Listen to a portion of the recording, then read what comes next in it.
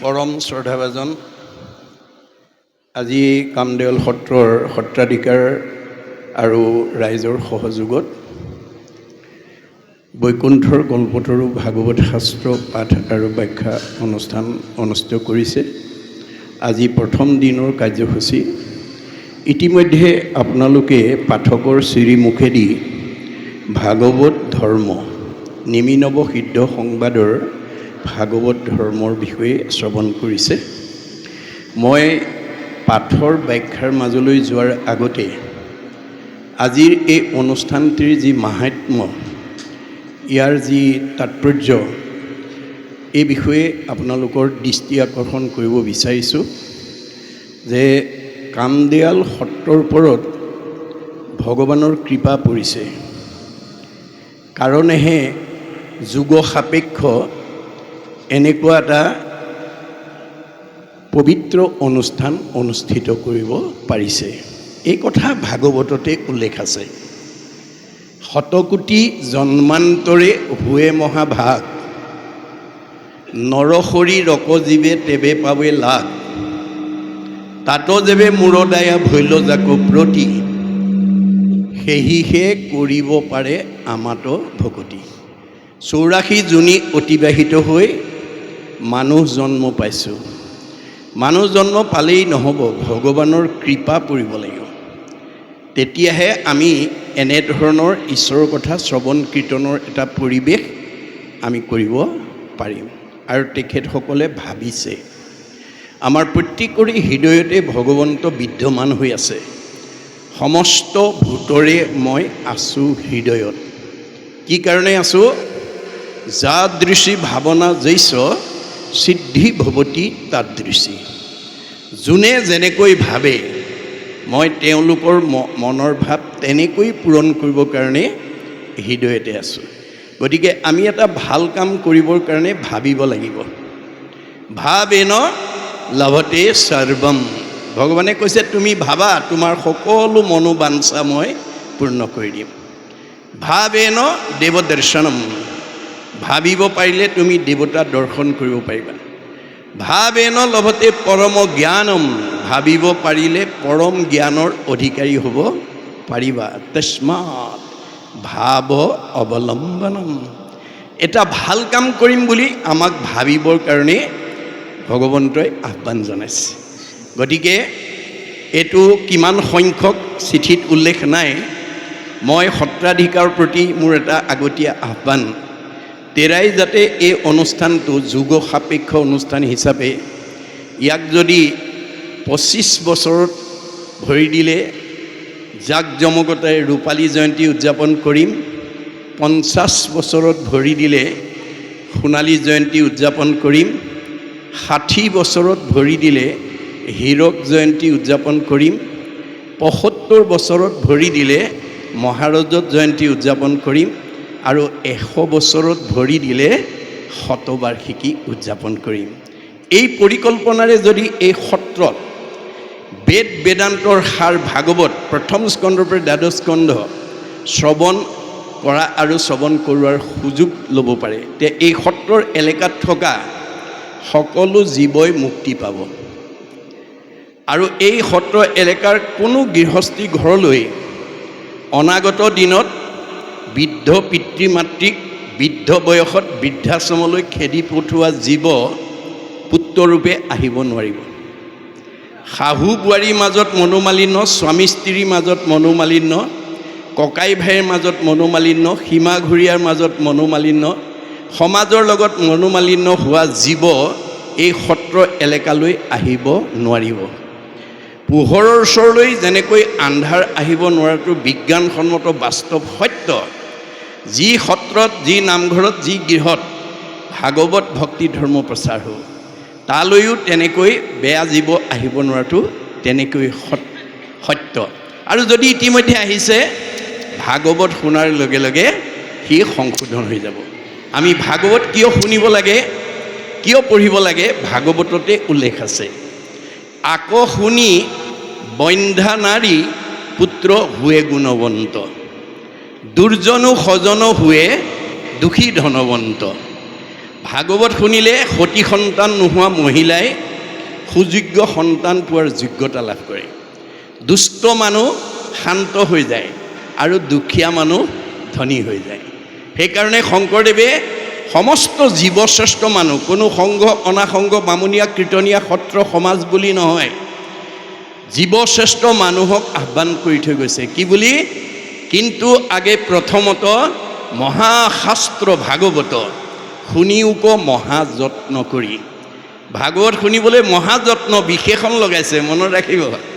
মহাযত্ন কৰি আহিব। বোলে লাভ কি হ'ব? বিষয়ৰ দুখ যত সকলে কৰিব হত, হৰি ভকতৰ সংগ ধৰি। আজিৰ দৰে ভকতৰ সংগত যদি আপোনালোকে ভাগৱত শ্ৰৱণ কৰিব পাৰে, আপোনালোকৰ পাৰিবাৰিক জীৱন, দাম্পত্য জীৱন, যুগ্ম জীৱন, সাংসাৰিক জীৱন, ব্যক্তিগত জীৱন, সামাজিক জীৱনৰ সকলো দুখ কুষ্টৰ পৰা আমি নিজক মুক্ত কৰিব পাৰিম। আজি যি ভাগৱত সত্ৰত শুনিছে, ই পূৰ্বতে ক'ত আছিল? বৈকুণ্ঠত বুলি কৈছে। স্বাদত অমৃতময় পৰম আনন্দ ৰস পূৰ্বতে আছিলা বৈকুণ্ঠত। কৃষ্ণৰ কৃপাতো পাছে অৰ্ধেক বয়স গৰিলে, পাইলা ব্ৰহ্মা পদ্ম কলপত। সৃষ্টিকৰ্তা ব্ৰহ্মাই আধা বয়স যাওঁতে পদ্মকল্পত শ্ৰীনাৰায়ণৰ মুখে এই ভাগৱত 4 শ্লোকত শুনিছিল। শুনি ব্ৰহ্মা দিলা নাৰদক ইটো ফলৰ ৰহস্যক, নাৰদে ব্যাসক আনি দিলা, নগৈল তিলেক ভাগি ইডালে সিডালে লাগি, শুক মুখে মাটিত নামিলা। গতিকে ভগৱন্তই নাৰদক ব্ৰহ্মাক ক'লে 4 শ্লোকত, ব্ৰহ্মাই 6 শ্লোকক নাৰদক ক'লে, নাৰদে 8 শ্লোকক ব্যাসক ক'লে, ব্যাসে 10 শ্লোকক শুকক ক'লে, শুকে 12 শ্লোকক পৰীক্ষিতক কোৱা ভাগৱত আজি আমি কামদিয়াল সত্ৰত বহি শুনিবলৈ পাইছোঁ। গুৰুজনে আহ্বান জনাইছে, কৰা পাণ ফল ইটো, যাৰো আছে ভাগ্য যিটো।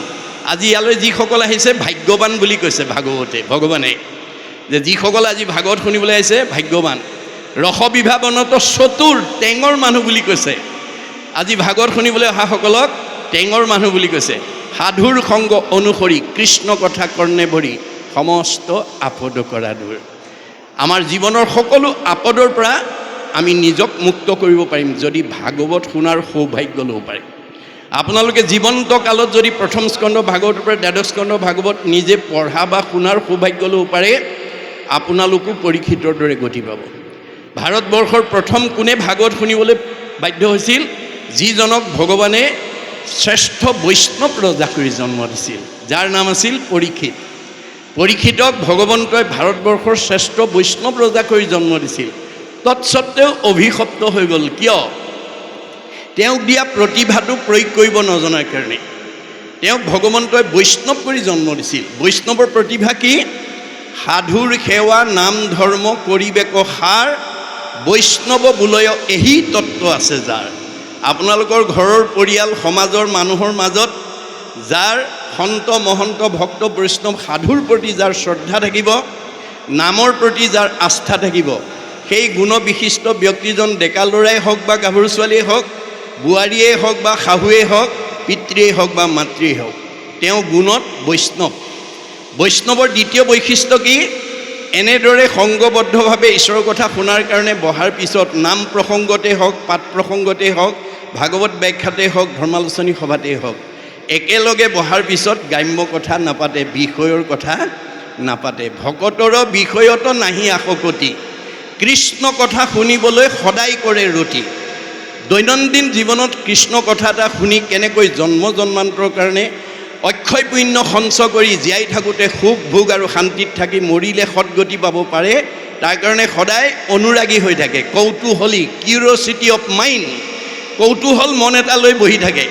কিয়নো জগত পাৱন হৰি কথা সমুদায়, ভকতৰ সংগ বিনে আন সংগে নাই। আমাৰ মন পবিত্ৰ কৰিব, পৰিয়াল পবিত্ৰ কৰিব পৰা, সমাজ পবিত্ৰ কৰিব পৰা, পৰিৱেশ পবিত্ৰ কৰিব পৰা শক্তি ভকতৰ বাদে আনত নাই। মনত ৰাখিব কথাটো। সেইকাৰণে বৈষ্ণৱ গুণসম্পন্ন ব্যক্তিয়ে গ্ৰাম্য কথা, বৃথা বাক্য নুবুলিব নামাতিব মিছা, কৃষ্ণ কথা শুনিবলৈ কৰিবেক ইচ্ছা। এই আগ্ৰহটো যাৰ আছে তেওঁ গুণত বৈষ্ণৱ হৈ আছে। মনত ৰাখিব কথাটো। 4 নম্বৰ বৈশিষ্ট্য কি? নামক জপিয়া ব্ৰহ্ম কৰিবেক মন, নিৰামিষে সদায়েই কৰিব ভোজন। 100% যি বৈষ্ণৱ বা ভকত গুণসম্পূৰ্ণ হৈ জন্ম লৈছে এই পৃথিৱীত, তেওঁ জন্মগতভাৱেই আমিষ খাব নোৱাৰে, তেওঁ সংস্কাৰী জীৱ। গতিকে ভগৱানে কৈছে, যত দেখা ভূত প্ৰাণী সবাহাকে বিষ্ণু মানি হিংসা এৰি কৰা উপকাৰ। মই সকলোতে আছোঁ দেই, গতিকে পাৰিলে কাৰোবাক উপকাৰ কৰিবা, কাকো হিংসা নকৰিবা। পৰীক্ষিতে সেইখিনিতে ভুল কৰি দিলে। কি কৰিলে? ভগৱানে কৈছিল কাকো হিংসা নকৰিবা, কিন্তু তেওঁ হিংসা কৰিবৰ কাৰণে ওলাই গ'ল, পহু মাৰিবৰ কাৰণে, মৃগয়া কাঢ়িবৰ কাৰণে ওলাই গ'ল, যাৰ কাৰণে ভাৱনাতেই পাপ হৈ গ'ল। আৰু পহুৰ পিছত দৌৰি দৌৰি পিয়াহত অণ্ঠকণ্ঠ শুকাই যেতিয়া সমীক ঋষিৰ আশ্ৰমত পানী বিচাৰি সোমাল, সেই সময়ত সমীক ঋষিয়ে একান্ত মনে ঈশ্বৰক ধ্যান কৰি আছে। কোন আহিছে কোন অহা নাই ক'ব নোৱাৰে, কিন্তু পৰীক্ষিতে সেই বিবেচনা নকৰি পদমৰ্যাদাক প্ৰাধান্য দি, মই দেশৰ ৰজা, তুমি মোৰ প্ৰজা, তোমাৰ আশ্ৰমত আহিছোঁ, তুমি মোক মান্যতা দিয়া নাই, এই বুলি খঙত একো নাই হৈ ধনুৰ আগেৰে মৰা সাপ এটা আনি সমীক ঋষিৰ ডিঙিত মেৰিয়াই থৈ গুচি গ'ল। খবৰটো তেওঁ খেলি থকা পুত্ৰ চিংগিমুনিয়া লগৰীয়াৰ মুখে গম পাই দৌৰি আহি দেখিলে, হয় পিতাকৰ ডিঙিত কোনোবাই মৰা সাপ আঁৰি থৈ গৈছে। তেওঁ খঙত একো নাই হৈ অভিশাপ দি দিলে, মোৰ পিতাদেউৰ ডিঙিত যোনে এনেকৈ মৰা সাপ আঁৰি থৈ গৈছে, এই তক্ষকে তাক 7 দিনত দংশন কৰি মাৰিব। খবৰটো পৰীক্ষিত কৰ্ণগোচৰ হোৱাৰ লগে লগে মৃত্যু ভয়ত ত্ৰস্তমান হ'ল আৰু পুত্ৰ জন্মেজয়ক মাতি আনি ক'লে, বোপাই মই কৰ্মদোষত অভিশপ্ত হ'লোঁ, মোক 7 দিনত তক্ষকে দংশন কৰিব, মোৰ মৃত্যু অনিবাৰ্য। এই সপ্তদ্বীপা পৃথিৱী পৰিচালনাৰ দায়িত্ব মই তোমাৰ ওপৰত অৰ্পণ কৰিলোঁ, আৰু মই কিবা প্ৰকাৰে তক্ষকৰ হাতৰ পৰা, কালৰ হাতৰ পৰা, মৃত্যুৰ হাতৰ পৰা নিজক বচাব পাৰোঁ নেকি উপায় বিচাৰি যাওঁ। এই বুলি জন্মেজয়ক ৰাজ্যভাৰ দি তেওঁ ক'ত গ'ল? গংগাৰ পাৰত আশ্ৰয় ল'লেগৈ। মনত ৰাখিব, পৰীক্ষিতে মৃত্যুৰ হাতৰ পৰা নিজক বচাবৰ কাৰণে গংগাত আশ্ৰয় ল'লে। পৰীক্ষিতে যদি গংগাত আশ্ৰয় লয়, আমি ল'ব লাগেনে নালাগে? আৰু এই দুদিনত আপোনালোকে ল'বনে নাই, এই কথা প্ৰত্যেকেই অনুভৱ কৰিব লাগিব। কি গংগা? নামেই গংগা। আজি আপোনালোকে নামৰ আশ্ৰয় লৈছে, নামে নাতাৰিলে জীৱ আৰু কোনে তাৰে? ভগৱানৰ নামে নতাৰিলে আমাক আৰু তৰণৰ বিকল্প নাই। খবৰটো শুনাৰ লগে লগে ৰাজ্যৰ দেৱঋষি, ৰাজঋষি, ব্ৰহ্মঋষি, ঋষিজকে প্ৰমুখ্য কৰি গণ্য মান্যসকল আহি পৰীক্ষিতৰ সন্মুখত সমবেত হ'ল। এই কথাটোৱে আমাক কি শিকাইছে? যে আপোনালোকৰ কামদেৱাল সত্ৰৰ এলেকাত বাস কৰি থকা বিভিন্ন পৰিয়াল, বিভিন্ন বংশ, বিভিন্ন জাতি, বিভিন্ন ধৰ্ম, বিভিন্ন সমাজৰ লোকে বাস কৰি থাকিব পাৰে। ধৰ্মৰ ভিন্নতা থাকিব পাৰে, সমাজৰ ভিন্নতা থাকিব পাৰে, জাতিৰ ভিন্নতা থাকিব পাৰে, পৰিয়ালৰ ভিন্নতা থাকিব পাৰে, বংশৰ ভিন্নতা থাকিব পাৰে, কিন্তু আত্মাৰ ভিন্নতা নাই। মনত ৰাখিব, আত্মা দৃষ্টিত আপোনাৰ আৰু মোৰ মাজত কোনো পাৰ্থক্য নাই। তোমাৰে সেই অংশ আমি যত জীৱ যা, আমি সকলো ভগৱানৰ অংশ জীৱ। দেহৰ বৈষম্যতা আছে, কিন্তু আত্মাৰ বৈষম্যতা নাই। আত্মা দৃষ্টিত আপুনি বাস কৰি থকা অঞ্চলত কাৰোবাৰ বিপদ আপদ এটা হ'লে তেওঁৰ ওচৰলৈ গৈ এটা সহানুভূতি জনোৱাটো মানৱীয় ধৰ্ম। মোৰ কোনো বংশ নহয়, পৰিয়াল নহয়, মোৰ কোনো সমাজৰ নহয়, মোৰ কোনো জাতিৰ নহয়, এই বুলি যদি খবৰ এটা নোলোৱাকৈ থাকে, ঈশ্বৰে আপোনালোকক বেয়া পাব। মনত ৰাখিব দেই, ঈশ্বৰে বেয়া পাব। ঈশ্বৰে কাক ভাল পায়? বাইবেলত কৈছে, গড লাভছ হিম হু লাভছ হিজ ক্ৰিয়েচাৰ। ভগৱানে সেইজনকেই ভাল পায় যি তেওঁৰ সৃষ্টিৰ প্ৰাণীবিলাকক ভাল পায়। গতিকে আপোনালোকেও অনাগত দিনত ভাগৱতৰ আদৰ্শৰে নিজক আগুৱাই লৈ যাব, তেতিয়া জীৱন সুখ আৰু শান্তিৰ হ'ব আৰু মৰিলে গতি পাব। ভাগৱতে কেৱল জীৱনশৈলীৰ কথা কৈ আছে, কিন্তু কওঁতে কাহিনী, উপকাহিনী, আখ্যান উপাখ্যানৰ মাজেদি কৈছে। এতিয়া নৱসিদ্ধ, নিমি নৱসিদ্ধ সংবাদ নামৰ এটা কাহিনীৰ যোগেদি আমাক জীৱনশৈলীৰ কথা কৈ আছে। মই পৰৱৰ্তী সময়ত মই পদবন্ধে আলোচনা কৰিম। মই আপোনালোকৰ দৃষ্টি আকৰ্ষণ এইকাৰণেই কৰিছোঁ যে আমাৰ বহুতে এই ভাগৱত অনুষ্ঠানলৈ আহিলে কি হয় নাজানে। ইয়াত আহিলে কি হয়? অক্ষয় পুণ্য হয়। ভাগৱত শুনিবলৈ অহাৰ লগে লগে উপজয় পুণ্য, পাপ হুৱে দূৰ, মিলে মহামুখ্য সুখ প্ৰচুৰ। গতিকে আমাৰ ভাগৱত শুনিবলৈ অহাৰ লগে লগে আপোনালোকে আহোঁতে যদি বাটত কোনোবা বন্ধু বান্ধৱ বা ভকত বৈষ্ণৱে লগ পাই যদি কথা পাতিছে, আপোনাক দৰ্শন কৰিছে, সেই দৰ্শনজন কৰাজনৰ কি হ'ব? বেদত কৈছে বৈষ্ণৱালয় সমীপ স্থান বিষ্ণু সেৱাৰ্থে গতান ছান্দালান পতিতান পিস্পৃষ্ট্বা ন স্নানম আচৰিত। ভগৱানে কৈছে মোৰ কথা শুনিবলৈ যোৱা মানুহ আৰু নামঘৰ সত্ৰৰ কাষত বাস কৰা মানুহক যদি দৈৱবশে দৰ্শন আৰু পৰ্শন হয়, ইমানেই পুণ্য হয়, গা নুধুলেও হয়। মনত ৰাখিব। গতিকে আপোনালোক কিমান পুণ্যৱান এই কথাটো আজি প্ৰত্যেকে উপলব্ধি কৰিব লাগিব। গতিকে ভাগৱত যদি আপোনাৰ হয়তো 3 ঘণ্টা ইয়াত বহিবলৈ কাৰোবাৰ বিশেষ কাৰণত সময় নহ'ব পাৰে, আহি যদি সেৱা এটাও কৰি যায়, দৰ্শনাত সেৱাত পাপ নাচিনী। মনত ৰাখিব কথাটো। কাৰোবাৰ হয়তো গোটেই দিনটো বহিবলৈ সময় নহ'ব পাৰে, কিন্তু সেৱা এটা কৰি যোৱাৰ কাৰণে যত্নপৰ হ'ব। কাৰণ আমাক ইয়াত সেৱা কৰিলে উদ্ধৱক কৈছে মই প্ৰাণৰ পিছত তোমাৰ মাজতে থাকিম। ক'ত থাকিম?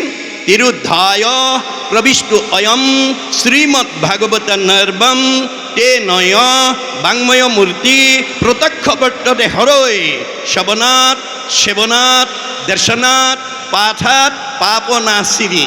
মই শব্দ ব্ৰহ্ম, ৱৰ্ড ইজ গড, অবিনাশী। মনত ৰাখিব। শব্দ এটা এৰোতে সাৱধান হ'ব, যাতে আপোনাৰ শব্দটোৱে আনক আঘাত দিব লগা নহয়। আপুনি কোৱা কথাষাৰে যাতে আনক আঘাত দিব লগা নহয়। শব্দ ব্ৰহ্ম অবিনাশী, ইয়াৰ বিনাশ নাই। ধেমালিটো ল'ৰা ছোৱালীক সাও সপনি নিদিব। ধেমালিটো ল'ৰা ছোৱালীক দুষ্ট ছোৱালী, বদমাছ ল'ৰা বুলি নক'ব। শব্দ ব্ৰহ্ম, ইয়াৰ প্ৰতিক্ৰিয়া আছে। সেইকাৰণে আমাৰ শব্দই কি কৰে? আমাৰ মনত প্ৰভাৱ পেলায়। গতিকে শব্দবিলাক এৰোতে সাৱধান হ'ব, যাতে মোৰ কথাটোত আন যাতে আঘাতপ্ৰাপ্ত নহয়। কাক আঘাত দিব? চবতে ভগৱান আছে, চবতে ভগৱান আছে। ভগৱানে কৈছে মোকেই আঘাত দিবা, মোকেই দুখ দিবা, মোকেই অন্যায় কৰিবা, মোকেই ঠগিবা, মোৰে সীমা ঠেলিবা, আকৌ মই তোমাক ভালে ৰাখিব লাগে। নহ'ব। ভাগৱত শুনি এই বেয়া স্বভাৱবিলাক এৰিবা। ভাগৱত শুনিবলৈ কিয় আহিব লাগে? বেয়া এৰি ভাল ল'বৰ কাৰণে। ইয়াত 2টা দিশ কৈ আছে, এটা ভাল আৰু এটা বেয়া, এটা দিন আৰু এটা ৰাতি, এটা পোহৰ আৰু এটা আন্ধাৰ, এটা আগম এটা নিগম, এটা প্ৰবৃত্তি এটা নিবৃত্তি, এটা সকাম এটা নিষ্কাম, এটা সগুণ এটা নিৰ্গুণ। 2টা বিষয়ৰ ওপৰত আমাক জীৱক লৈ ভগৱানে বিনোদ বিলাস আনন্দ কৰি আছে। ভাগৱতে সমস্ত তথ্য দিছে। মনত ৰাখিব। প্ৰত্যেকখন ঘৰতে ল'ৰা ছোৱালীৰ জন্মদিন হওক, বাৰ্ষিক সেৱা উপলক্ষে হওক, বা কোনো বিবাহ মহোৎসৱ উপলক্ষে বা কাৰোবাৰ স্মৃতি দিনৰ উপলক্ষে আপোনালোকে জীৱন্ত কালত যদি প্ৰথম স্কন্ধ ভাগৱত 12 স্কন্ধ শুনিব পাৰে, মুক্তি পাই যাব। গতিকে পৰীক্ষিতৰ ওচৰলৈ অহাৰ লগে লগে তেওঁ সাহস পালে, প্ৰেৰণা পালে আৰু প্ৰশ্ন কৰিলে। কোৱা দেৱঋষি, কোৱা ৰাজঋষি, কোৱা ব্ৰহ্মঋষি, কোৱা ঋতিজ, কোৱা গণ্যমান্যসকল, মই কি কৰিলে তক্ষকৰ দংশনৰ পৰা নিজক বচাব পাৰিম? ৰজাৰ প্ৰশ্ন শুনি প্ৰত্যেকে নিজা নিজা অভিমত আগবঢ়ালে। কোনোৱে ক'লে তপ কৰা, কোনোৱে ক'লে জপ কৰা, কোনোৱে ক'লে যজ্ঞ কৰা, কোনোৱে ক'লে দান কৰা, কোনোৱে ক'লে তীৰ্থ কৰা, কোনোৱে ক'লে স্নান কৰা। নানা ঋষিৰ নানা মত। নানা ঋষিৰ নানা মতে পৰীক্ষিতৰ মৃত্যু ভয় আঁতৰ কৰিব নোৱাৰিলে। কিয়? কাৰণটো এই 11 স্কন্ধ ভাগৱতে গুৰুজনে লিখি থৈ গৈছে যে ভগৱন্তৰ সৃষ্টি 4 মুঠি জীৱ, উৰণ বুৰণ গজন ভ্ৰমণ। এই 4 মুঠি জীৱৰ ভিতৰত আজিৰ দৰে ঈশ্বৰৰ কথা শুনি কৈ ভক্তি কৰি ধৰ্ম আচৰণ কৰি মুক্তি পাব পৰা শক্তি আনৰ নাই। গীতাত কৈছে অসংখ্যাত জীৱ আছে সংসাৰৰ ভিতৰে, মনুষ্যকে ভজে আনে ভজিতে নাপাৰে। ভগৱন্তৰ সৃষ্টিৰ 4 মুঠি জীৱৰ ভিতৰত ঈশ্বৰক ভজিব পৰা শক্তি মানুহৰ বাদে আনৰ নাই। এতিয়া আমি কেনেকৈ ভজিব লাগিব? কেনেকৈ ভজিলে আমি জীৱশ্ৰেষ্ঠ মানুহ হিচাপে এই মায়াময় সংসাৰখনৰ পৰা নিজক উদ্ধাৰ কৰিব পাৰিম, সেই বিষয়ে ভগৱন্তই নিজৰ মুখেদি কৈ গৈছে। আন ধৰ্মবিলাক ঋষিবিলাকৰ মুখেদি কোৱাৰ কাৰণে নানা ঋষিৰ নানা মতে পৰীক্ষিতৰ মৃত্যু ভয় আঁতৰ কৰিব নোৱাৰিলে। অৱশেষত তেওঁ নিজৰ মুখেদি কোৱা এইটোৱে হৈছে কি? আন ধৰ্ম ঋষিৰ মুখে কৰাইলা বেকত, কহিলা আপোন মুখে নিজ ধৰ্ম যত। আমি যিটো ধৰ্ম আচৰণ কৰিব লাগে, মানুহ হিচাপে পৃথিৱীৰ য'তেই জন্ম গ্ৰহণ নকৰক কিম্বা যি জাতিকুলতেই জন্মগ্ৰহণ নকৰক কিম্বা আমি ঈশ্বৰক ভজিবই লাগিব। মানুহৰ বাদে ঈশ্বৰক ভজিব পৰা আনৰ অধিকাৰ নাই। বাকীবিলাকৰ লগত 4টা বিষয়ত আমাৰ পাৰ্থক্য নাই দেই। ভগৱন্তৰ সৃষ্টিৰ 4 মুঠি জীৱৰ গৰু ছাগলীৰ লগত আমাৰ 4টা বিষয়ত পাৰ্থক্য নাই। বেদে কৈছে আহাৰ নিদ্ৰা ভয় মৈথুনৈশ্য সামান্যম এতৎ পশুৰভি নৰানাম। এই আহাৰ নিদ্ৰা ভয় মৈথুন আমাৰো আছে, গৰু ছাগলীও আছে। আমিও আহাৰ খাওঁ, গৰু ছাগলীও খায়। আমিও জিৰণি লওঁ, গৰু ছাগলীও লয়। আমিও সন্তান জন্ম দিওঁ, তেওঁলোকেও দিয়ে। আমিও মৰিবলৈ ভয় কৰোঁ, তেওঁলোকেও ভয় কৰে। গতিকে ইতৰ প্ৰাণীৰ লগত আমাৰ চাৰিটা বিষয়ত পাৰ্থক্য নাই। আমাৰ পাৰ্থক্যটো ক'ত আছে? ধৰ্মহি তেইছাম অধিক বিশেষ। ধৰ্ম গুণটো অন্য প্ৰাণীতকৈ আমাৰ বেছি থকাৰ কাৰণেহে আজি আমি সত্ৰত এনেকৈ একেলগে বহি ঈশ্বৰৰ কথা শুনিব পাৰিছোঁ। অন্য প্ৰাণীয়ে নোৱাৰে।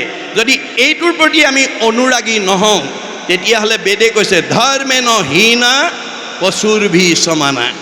যাৰ ঈশ্বৰৰ প্ৰতি অনুৰাগ নাই, সি দেখাতহে মানুহ, স্বভাৱত পশুৰ লগত কোনো পাৰ্থক্য নাই। এতিয়া আমি জীৱশ্ৰেষ্ঠ মানুহ হিচাপে কেনেকৈ ঈশ্বৰক ভজিব লাগিব? ভগৱানৰ নিজৰ মুখেদি কৈ গৈছে, কহিলা আপোন মুখে নিজৰ ধৰ্ম যত। সেইটোৱে হৈছে ভাগৱত ধৰ্ম, সেইটোৱে হৈছে ভক্তি ধৰ্ম, আৰু সেইটোৱে হৈছে নাম ধৰ্ম। অৱশেষত শুকদেৱে আহি 7 দিন 7 ৰাতি প্ৰথম স্কন্ধৰ পৰা দ্বাদশ স্কন্ধলৈকে নীৰৱ নিচ্ছিন্নভাৱে শুনাই দিয়াৰ লগে লগে দ্বাদশ স্কন্ধ ভাগৱত শুনাৰ লগে লগে পৰীক্ষিতৰ ব্ৰহ্মজ্ঞান প্ৰাপ্ত হৈ গ'ল। মই ইমান সময় মৰিম বুলি যিটো ভয় কৰি আছিলোঁ, তাৰ দেখোন মৃত্যুৱেই নাই। অৰ্থাৎ আমাৰ জীৱৰ মৃত্যু নাই। মৃত্যু কাৰ আছে? দেহৰেহে ধৰ্ম জনম মৰণ। আমাৰ দেহটোহে জন্ম মৃত্যু আছে। জীৱৰ কি আছে? সংস্কাৰ আৰু গতি। আমাৰ জীৱটোৰ গতি কেনেকৈ হ'ব? গীতাত অৰ্জুনক কৈছে, যেন ঝুকে তৃণ পাৰিলে এৰয় অপৰ, জীৱৰ দেহৰ জানা সেহি পতন্তৰ। এটা চিনা জোকে মুখৰ আগত আন এডাল বন নোপোৱালৈকে যেনেকৈ পিছৰডাল এৰি নিদিয়ে, আমাৰ দেহত থকা জীৱটোৱে আন এটা দেহ নোপোৱালৈকে এইটো দেহৰ পৰা ওলাই নাযায়। দ্বিতীয় এটা উপমা দিছে, যেন নৱ বস্ত্ৰক পুৰুষে পিন্ধে আগ, পুৰাতন বস্ত্ৰ পাছে কৰে পৰিত্যাগ। আপুনি ফটা চোলা এটা পিন্ধি আছিলে, বজাৰৰ পৰা নতুন এটা অনাৰ লগে লগে আমি পুৰণাটো পেলাই যেনেকৈ নতুনটো পিন্ধোঁ, ঠিক তেনেকৈ আমাৰ দেহত থকা জীৱটোৱে নতুন এটা দেহ নোপোৱালৈকে এই পুৰণা দেহটোৰ পৰা ওলাই নাযায়। এতিয়া আপোনাৰ দেহত থকা জীৱটো গতি দুটা, হয় ঊৰ্ধ্বগতি নহয় অধোগতি। মনত ৰাখিব দেই, গতি দুটা, হয় আপগ্ৰেড নহয় ডিগ্ৰেড। আজিৰ দৰে যদি ভাগৱত শুনে, তেতিয়া আপোনাৰ জীৱ সংস্কাৰী হ'ব। সংস্কাৰী জীৱই জীয়াই থাকোঁতে শান্তি পাব, মৰিলে সদগতি পাব। আৰু ভাগৱত নুশুনা জীৱ অসংস্কাৰী হৈ থাকিব, জীয়াই থাকোঁতে অশান্তি পাব, মৰিলে অধোগতি যাব। মনত ৰাখিব কথাটো। জীৱৰ গতি দুটা, হয় ঊৰ্ধ্বগতি নহয় অধোগতি। ভাগৱত নুশুনা জীৱ কোনো ঊৰ্ধ্বগতি হ'ব নোৱাৰে। এই কথা বেদে স্বীকাৰ কৰিছে, ভগৱানে স্বীকাৰ কৰিছে। আৰু এইটো অকল ধৰ্ম দৰ্শনে নহয়, বিজ্ঞানেও স্বীকাৰ কৰিছে। যে আমাৰ বিজ্ঞানে কৈছে যে আমাৰ পৃথিৱীৰ উপৰিভাগত যি বায়ুমণ্ডল আছে, তাক ঘনত্বৰ ওপৰত বিজ্ঞানে প্ৰধানকৈ 3টা স্তৰত ভাগ কৰি দেখুৱাইছে: টপস্ফিয়াৰ, টেট্ৰস্ফিয়াৰ, আইনস্ফিয়াৰ। আইনস্ফিয়াৰক আটাইতকৈ ওপৰৰ স্তৰ বৈতৰণী নদী বুলি কল্পনা কৰা হৈছে। ভাগৱত শুনা জীৱ ইমান সংস্কাৰ হৈ যাব, প্ৰয়াণৰ পিছত ৰকেটৰ দৰে 3টা লেয়াৰ ভেদ কৰি 14 ব্ৰহ্মাণ্ডৰ বাহিৰত শুদ্ধ জীৱ ভকতৰ কাৰণে নিৰ্মাণ কৰি থোৱা বৈকুণ্ঠত অৱস্থান কৰিব। আৰু ঘূৰি আহিব নালাগে দেই, মনত ৰাখিব। ভাগৱত শুনা জীৱ পৃথিৱীলৈ আৰু আহিব নালাগে। আৰু ভাগৱত নুশুনা জীৱ এই 3টা লেয়াৰৰ ভিতৰতে ঘূৰি থাকিব। পুনৰপি জনমম পুনৰপি মৰণম, পুনৰপি জনমম পুনৰপি মৰণম। আপুনি যিমান দামী কাপোৰ নিপিন্ধক, মলি পৰিবই। আৰু মলি গুচাবলৈ চাবোন বা চাৰ্ফ ব্যৱহাৰ কৰিবই লাগিব। কোনোবাই যদি ভাবে মই দামী কাপোৰ পিন্ধিছোঁ, চাবোন চাৰ্ফ ব্যৱহাৰ নকৰোঁ, তেতিয়াহ'লে আপোনাৰ দামী কাপোৰখনৰ পৰা মলি নিজে আঁতৰ নহয়। এইটো যেনেকৈ বাস্তৱ সত্য। মই কামদেয়াল সত্ৰৰ এলেকাত মোতকৈ বিদ্যাৱন্ত, মোতকৈ ধনৱন্ত, মোতকৈ জ্ঞানৱন্ত, মোতকৈ সম্পদশালী ব্যক্তি দ্বিতীয় নাই। এই বুলি কোনোবাই যদি লগত নিব নোৱাৰা ধন সম্পত্তিৰ ওপৰত মোহগ্ৰস্ত হৈ অভিমান কৰি এই দুদিনীয়া ভাগৱতলৈ যদি নাহে, তেওঁ কেতিয়াও সংস্কাৰ হ'ব নোৱাৰে। মনত ৰাখিব কথাটো। তেওঁ এই 3টা লেয়াৰ ভিতৰত ঘূৰি থাকিব। ধন, টকা পইচা, গাড়ী মটৰ, পকা ঘৰ দুৱাৰে জীৱক গতি দিব নোৱাৰে। ধন, টকা পইচা, গাড়ী মটৰে আপোনাৰ শৰীৰটো সুস্থ কৰি ৰাখিব নোৱাৰে। 10টা পকা ঘৰ থাকিব পাৰে, 10খন গাড়ী, বহুত সম্পত্তি থাকিব পাৰে, আপোনাৰ শৰীৰটো সুস্থ নহ'বও পাৰে। আপোনাৰ মনটো শান্তিত নাথাকিবও পাৰে, আপোনাৰ পৰিয়ালত শান্তি নাথাকিবও পাৰে। ভাগৱতে কৈছে, সুমংগলেই অমংগল জানা কৃষ্ণ বিনে। অমংগলেই সুমংগল কৃষ্ণৰ কীৰ্তনে। চব আছে, ঈশ্বৰৰ নাম নলয়। অমংগল এটাৰ পিছত এটা আহিব, মনত ৰাখিব। অমংগল হৈছে 4জন ভকত আনি পাঠ একেদে কৰক, নাম এষাৰ গাওক, মংগল হৈ যাব। এই তথ্য দি আছে। এতিয়া আমাৰ একাদশ স্কন্ধ নিমিনৱ সিদ্ধ সংবাদ এই অধ্যায়ত আমাৰ ভাগৱত ধৰ্মৰ উপলক্ষে আমাক কোৱাৰ পিছত আমাৰ উপদেশ বাণীত কি কৈছে আমি তাৰ ওপৰতে প্ৰথম আলোচনা আৰম্ভ কৰিছোঁ যে মহাপুৰুষ গুৰুজনাই এই জীৱশ্ৰেষ্ঠ মানুহ এই সংসাৰৰ পৰা উদ্ধাৰ হ'বৰ কাৰণে তেওঁ বহু ঠাইত নিজা উপদেশ বাণীৰে আমাক জ্ঞান দিব প্ৰয়াস কৰিছে। তেওঁ কৈছে শুনা সভা সদলোক কলিত সদগতি হৌক কৃষ্ণৰ কথাটো দিয়া চিত্ত। আমি যেতিয়ালৈকে কৃষ্ণ কথা নুশুনিম আমাৰ চিত্তটো কেতিয়াও শুদ্ধ হ'ব নোৱাৰিব। মনত ৰাখিব কথাটো। আপুনি বচনত ঈশ্বৰত শৰণ ল'ব পাৰিব, বচনে কেৱল মাত্ৰ হৰিত শৰণ লোৱা চিত্তে আন দেৱক ভজয় জানিবাহা কদাচিতো সিদ্ধি সিটো নলহয় হৰিত আৰু সন্তোষ নহয়। আপুনি যেতিয়ালৈকে এক ঈশ্বৰত এক দেও এক সেউ একবিনে নাই কেও এই ধাৰণাটো যিদিনালৈকে আপুনি মনত আনিব নোৱাৰিব তেতিয়ালৈকে আপোনাৰ মনে বিভিন্ন দেৱ দেৱী পূজা অৰ্চনাৰ প্ৰতি গুৰুত্ব দিব।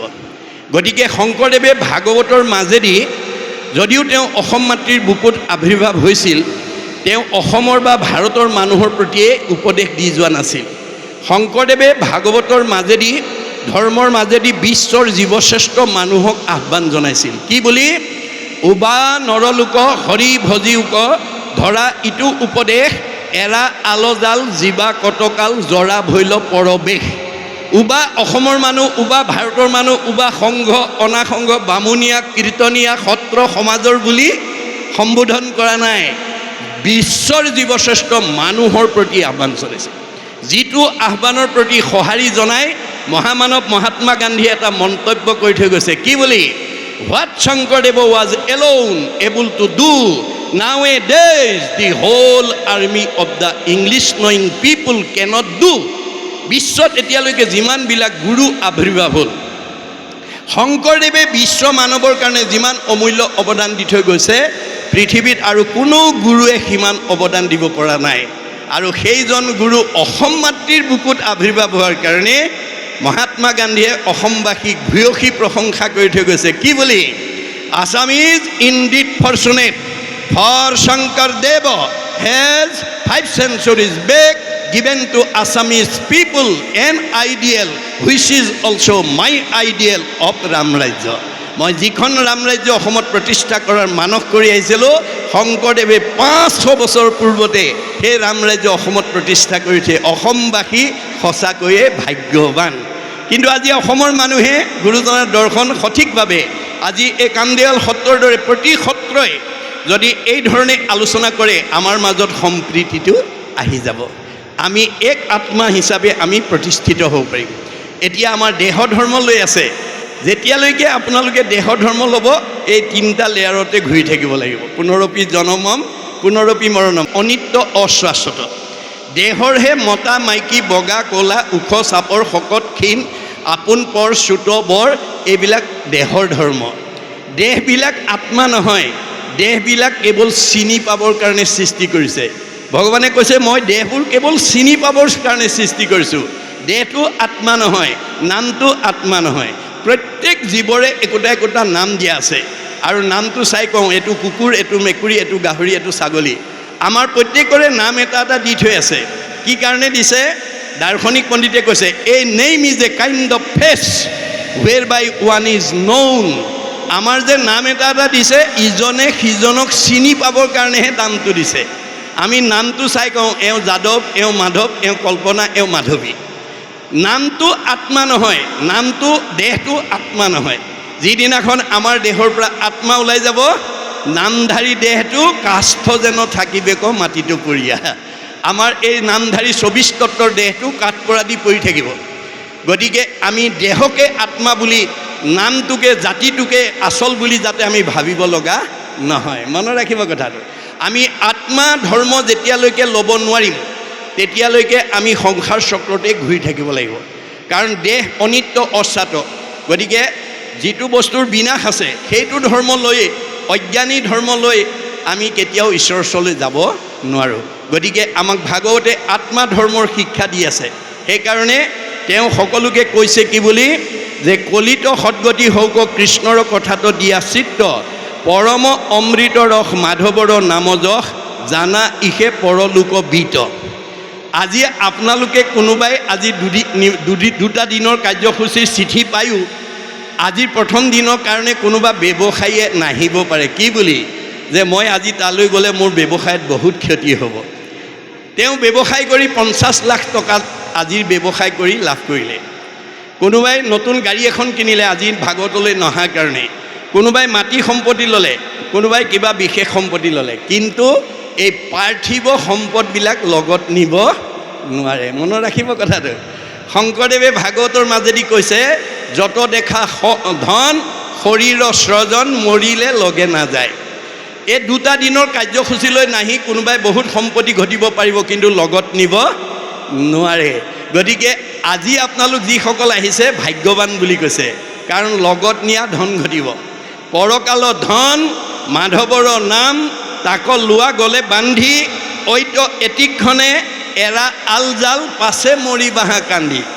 আমাৰ কৰ্মফলক 3টা ভাগত বিভক্ত কৰিছে, মনত ৰাখিব। প্ৰাৰব্ধ, আৰব্ধ, অনাৰব্ধ। প্ৰাৰব্ধ বেছি পুণ্য লৈ কামদেৱাল সত্ৰৰ এলেকাত যিবিলাক গৃহস্থী বাস কৰি আছে তেওঁলোক সকলোতকৈ ওপৰত থাকিব, যি বেছি পুণ্য লৈ আহিছে। মধ্যম পুণ্য লৈ অহাবিলাক মধ্যমত থাকিব, আৰু কম পুণ্য লৈ অহাবিলাক কমত থাকিব।